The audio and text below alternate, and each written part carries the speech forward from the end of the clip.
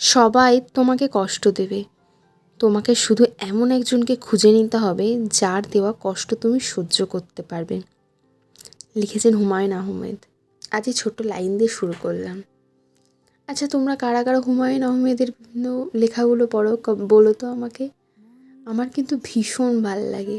আমার মতো তোমাদের কার কার ভাল লাগে একটু আমাকে জানিও। আগের দিন নার্সারি থেকে যে গাছগুলো এনেছিলাম, পেয়ারা, অলকানন্দা, নাকচাপা, সেইগুলোকেই আজকে লাগাচ্ছি। সাথে আমার ভাই আমাকে হেল্প করছে। আচ্ছা, আমাকে অনেকেই পার্সোনালি মেসেজ করে জিজ্ঞেস করেছো যে আমাকে ভিডিও করতে কে কে হেল্প করে। তোমরা বিভিন্ন সময় দেখেছো, কখনো ভাই, কখনো মিমি, কখনো বাপি, কখনো পাশের বাড়ির বান্ধবী, কখনো বোন, সকলে কিন্তু আমাকে হেল্প করে।